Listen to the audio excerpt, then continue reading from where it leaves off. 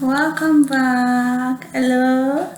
Welcome back to my channel. And if this is your first time of joining, please kindly subscribe. I'm Yetunde Hakinla Jami, PhD student at the University of Connecticut Stars in the US. So I'm sharing my journey on how I got my scholarship, a fully funded scholarship directly from BSc to PhD just at one attempt. So welcome to my channel. You have a variety of videos which you can watch and gain from, and I hope this will be an exciting experience for you.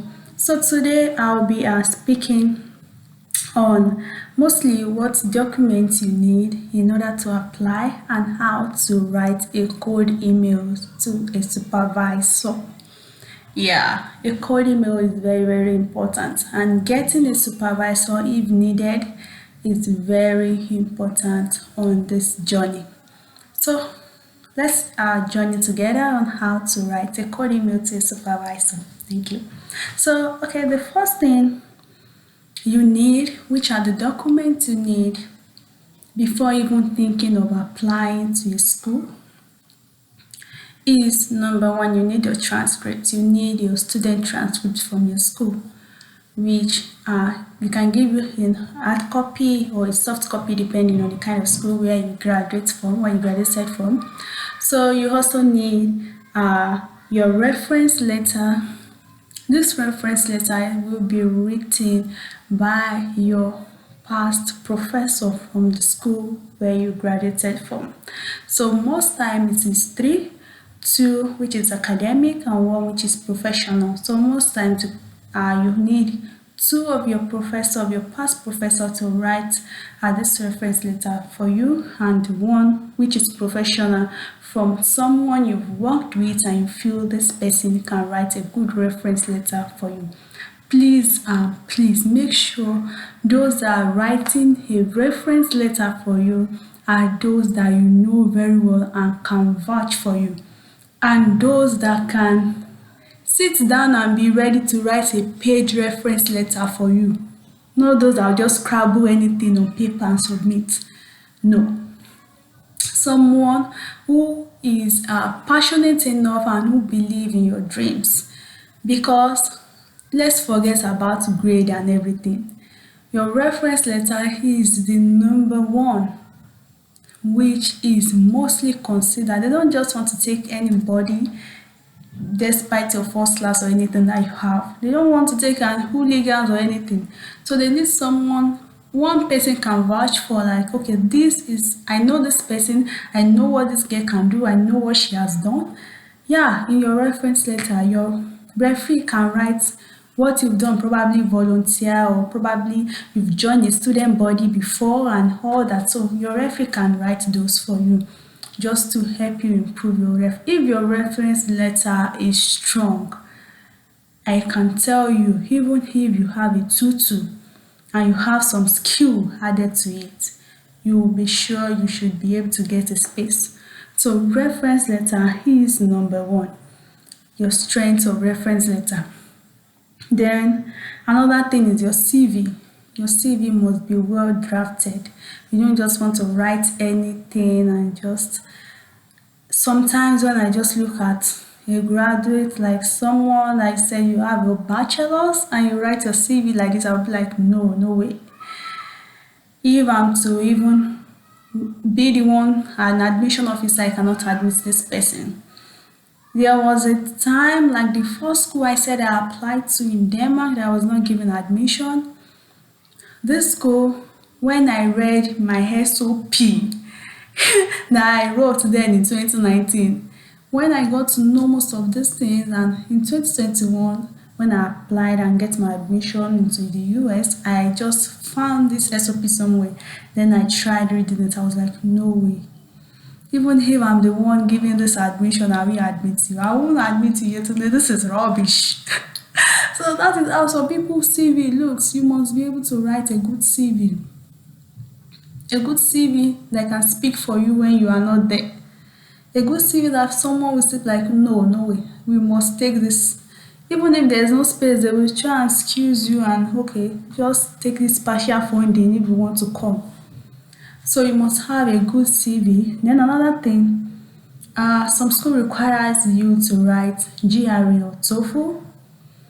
So it depends on the kind of school you are looking at. So some might require you to write GRE and some might not. I didn't write any of those exam.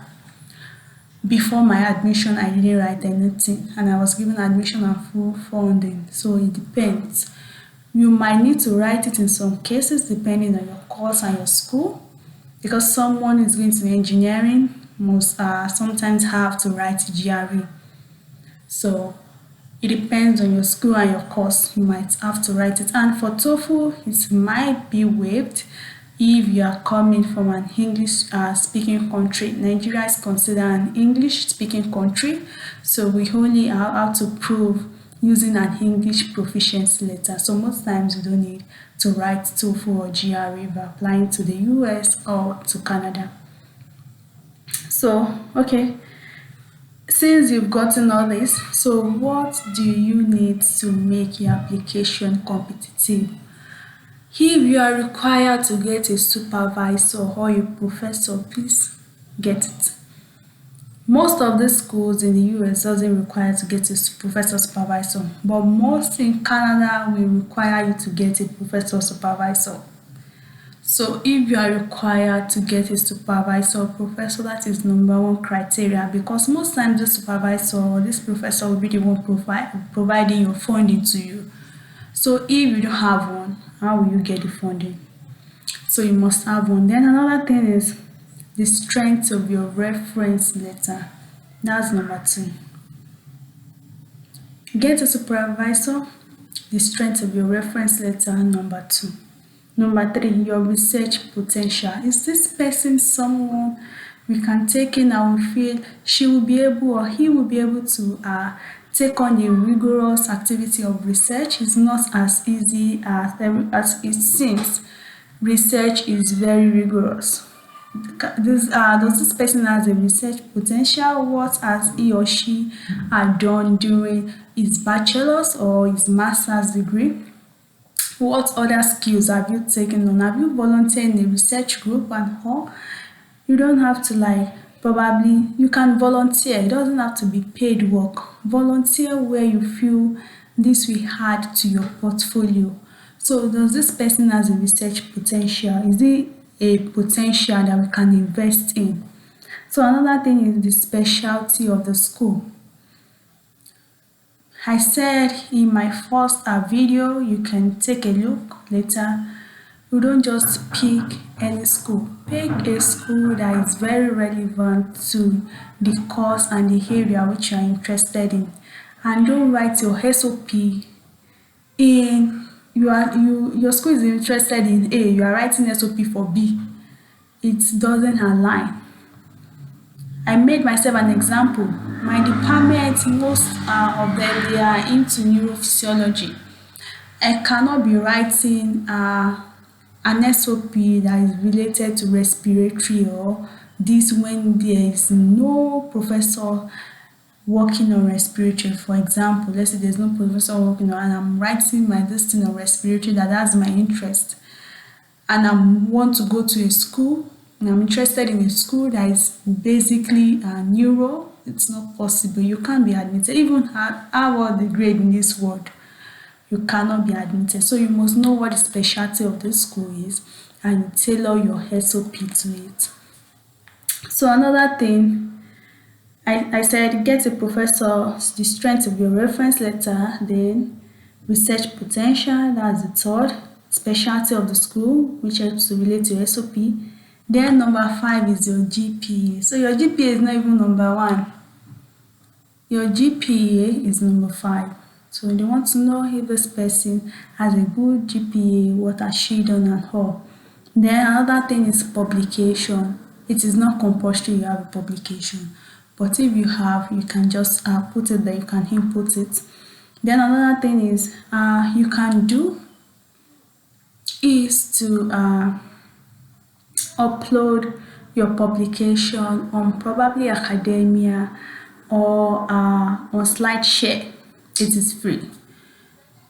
It might not be your publication, it might be your project, it might be the slide you presented during your thesis or during your seminar. So just upload it there so that when you can put this link in your CV or in the cover letter you write to a professor.